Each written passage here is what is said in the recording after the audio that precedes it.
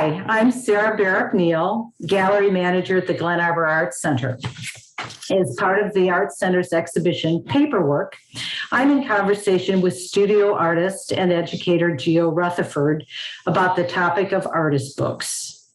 People have been making beautiful, artful books for centuries, from the illuminated manuscripts embellished with precious metals by medieval monks to the handwritten and illustrated texts created by visionary artist and poet William Blake. But artist books defy conventions and occupy a niche all their own. Geo creates prints, artist books, and large-scale mixed media works focusing on notions of invasiveness, impermanence, and the unseen in relation to the Great Lakes. She lives in Milwaukee, Wisconsin, and is an adjunct professor at the University of Wisconsin in Milwaukee, teaching 2D concepts, and she's a printmaking technician there. And the juror of the Paperworks exhibition. Hi, Geo. Welcome. Hi. When we talk about artist books, we aren't talking about pages of text contained between two hard covers. So, what are artist books? Well, I think that instead of saying that it's never pages with words on it or a narrative between two hard covers, it's just the idea that you can expand beyond that. So an artist book is when an artist takes inspiration from the book form and kind of runs with it and really thinks about how the form of the book can inspire artistic thought and can inspire artistic reasoning. So in some cases, there are books that are traditional in all the ways that we know them. You would go into a special collections in a library and they would hand you an artist book that you would look at and you would think to yourself, yeah, this is a book, 100%. There's a hardcover, there's a title, there's a table of contents maybe, there's a sequence or a narrative that has a start and a finish and words and maybe pictures or drawings or prints, and you are handling an artist book. But then there's other times where you encounter an artist book that doesn't feel like a book at all, and it can defy your expectations of what a book is. Do you have any examples that you can share from your own experience and your own practice? Yes, I can share some artist books from the special collections that introduced me to artist books. I think this is a good space to kind of start in because I encountered so many things that I didn't even realize were books. So let me share that really quick. I have my little artist book presentation here. Can you see that? I sure can. Okay. So this is kind of what I show my students when I'm introducing artist books. So we're not going to look at every single slide here, but you know, this kind of goes along with the idea. And this is the book you mentioned by William Blake. And a lot of artists who practice artist books would refer to this as kind of those early artist books where he was not doing anything within the traditional expectations of book making. And therefore, it's an artist book. It was really defying our definition of book at the time. This is actually what's considered the first conceptual artist book. It's called 26 Gas Stations by Ed Ruska. And it is really just a photography book that shows 26 gas stations. There's no words, there's no narrative. It was just a book with these photographed gas stations. Now we might consider this more like an art book or a photo book, but it was early on one of the most important artist books. But then we start to see artists explore the form, and something that, notice the time period here, 1960s, we're starting to reach into this era of technology where we're exploring different ways that we can read a narrative. So we have, you know, the introduction of the computer and introduction of the fax machine and the introduction of the copier. And all of these technologies are starting to kind of diminish the need for a book. Even though we desire books, we no longer need them to survive in our modern society. So artists kind of sweep in and scoop up those remnants of book thought, and we make work with them. So in some senses, there can be books that are just sculptural. And these fit under the realm of artist book, even though they're kind of a little bit on the outer edge, a little bit different, such as these examples. Then there's altered books, where you take a book that already exists in the world and you do something to it. So in this case, is it a book if you can't even open it? Is it still a book? Is it a book if it's appropriated from someone else and it's not even your book? Is it a book if it's been cut up into tiny little pieces and repurposed, such as this one? These are more sculptural books, but they still are altered from books that we are familiar with, such as Homer's Odyssey. So we have a relationship with these books. Everybody has a personal relationship with books, which is another reason that we, as artists making artist books, are really kind of charging forward in this realm of bookmaking. So, and this is kind of what I said for my definition. This is my favorite definition. While artist books can take many forms, there are different elements that are common across the practice. Understanding a book as an artwork invites a reflection on the properties of the book form itself. So in some cases, it's like this. This is one of my absolute favorite books, artist books of all time. This is called Smoke in My Dreams by Mark Wagner. It is glorious. And to a certain extent is what you expect from a book. It has 2 hardcovers. You can see it on the left here. And as you go through it, it has a story. And he collaged this and he used letterpress to print it. It's just such a beautiful object to hold in your hands. And it's a traditional book, but he's doing something a little bit different with the form itself. So he is expanding our understandings or the possibilities that we have with book, as you can see here. The possibilities, as you say, just seem infinite, and it's such a seductive invitation to think outside the box and to bring in so many different media and approaches and techniques. Definitely. And I think that's what inspired me so much in the medium, was that I love asking myself, what is a book and what medium can a book form hold? Or how can a book become part of another artistic medium? This is Jody Williams. She's one of the most famous artist book creators in today. She works at the University of Minnesota. Minnesota. And so we have, that kind of the test tube thing, which I was really inspired by when I saw this in person. A couple other books. I'm just going to switch over here to this other slideshow. Yeah, I'm going to switch to this one really quick, which I pulled up specifically to show a couple books that are also kind of challenging that understanding of book. So here, is it a book if there's no words and it is delicate and hard to necessarily read in a traditional sense? So this is a book made completely of glass. Is it still a book?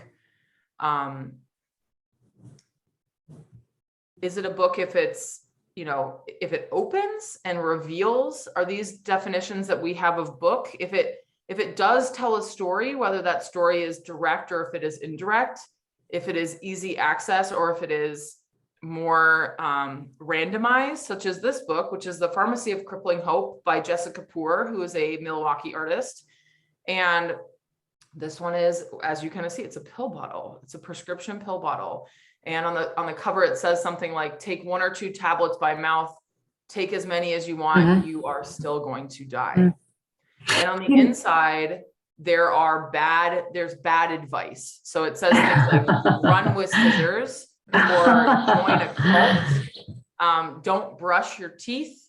There's all these terrible things that you shouldn't do in life. And it's very humorous. It's kind of morbid.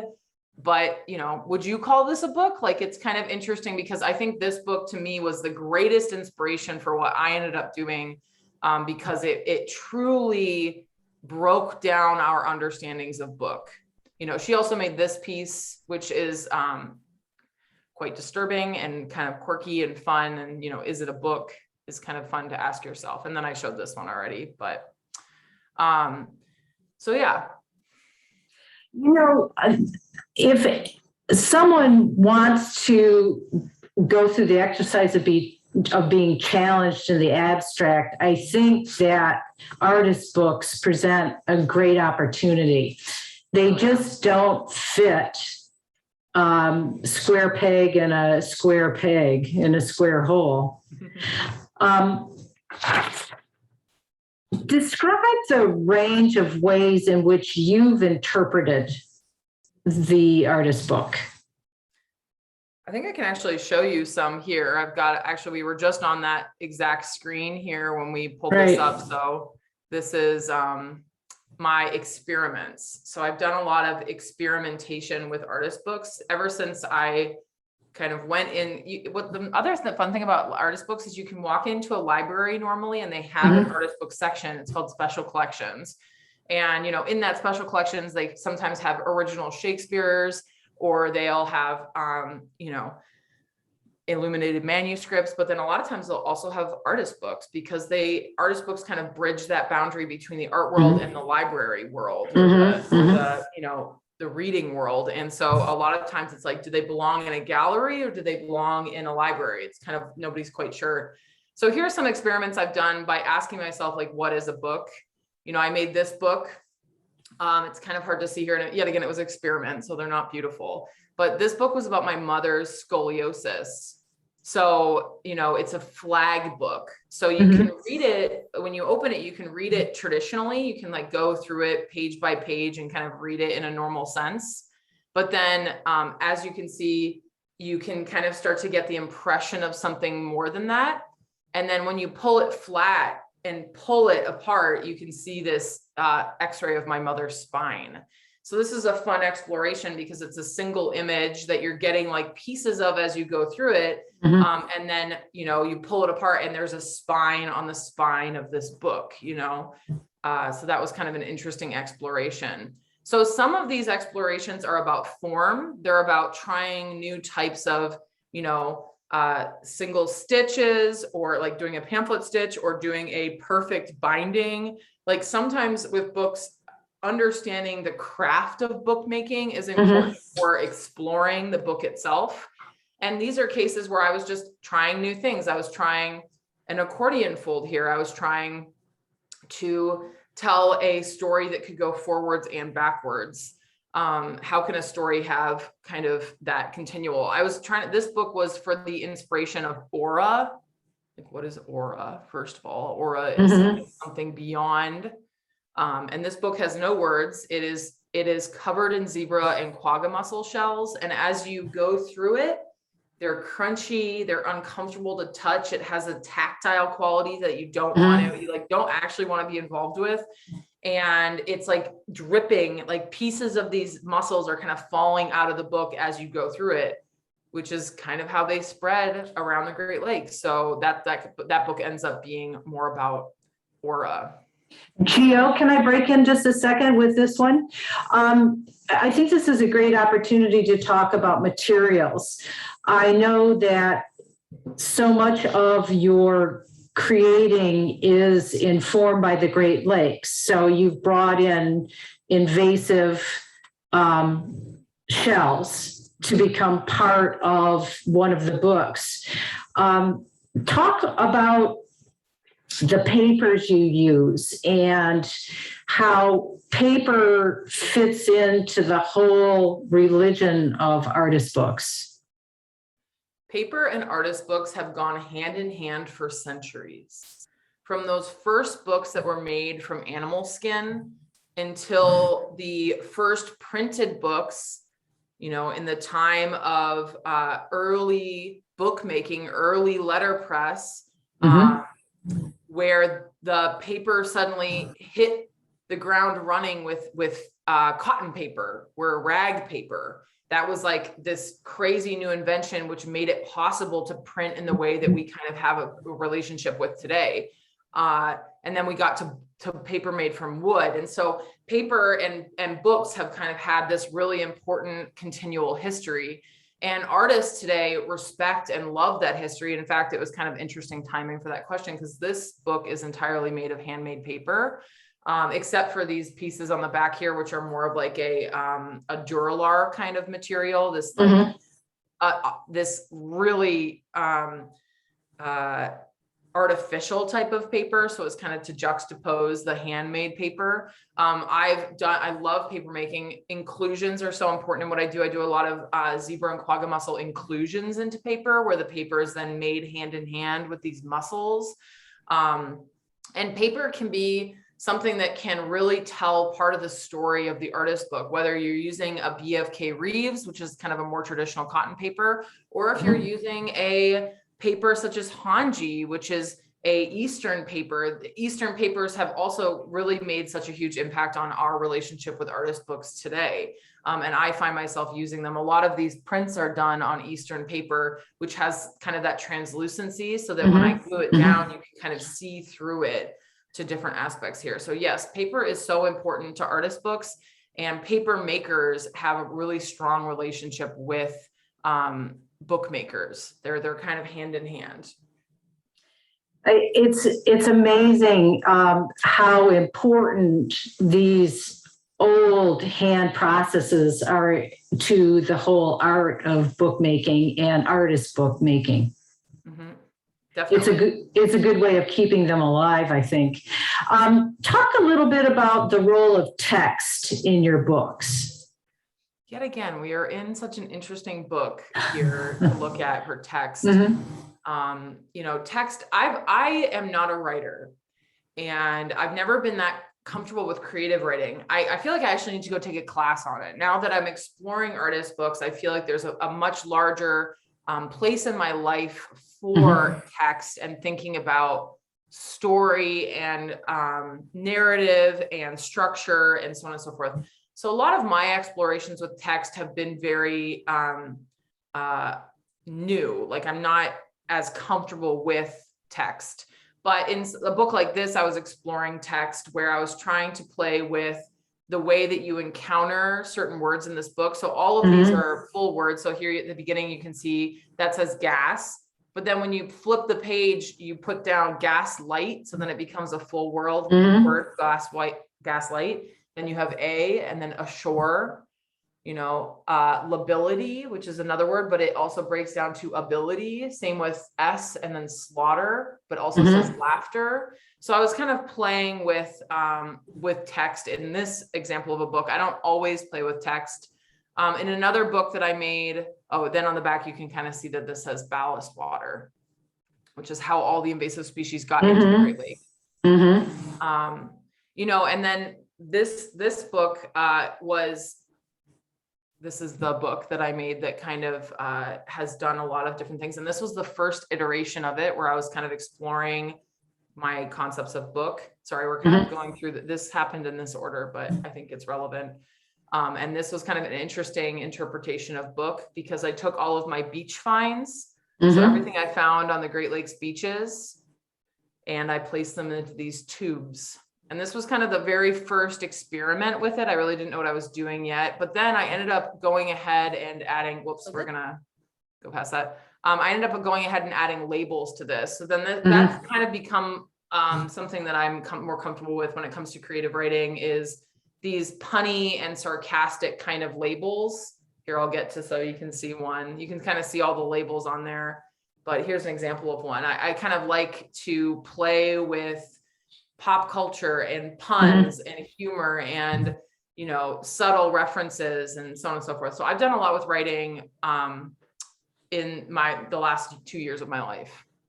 So text can take on two or multiple roles. One, there are text is something we read and it gives us information, but especially in one of your last examples, the text itself, the letters are beautiful shapes, which add to the aesthetic of the whole thing.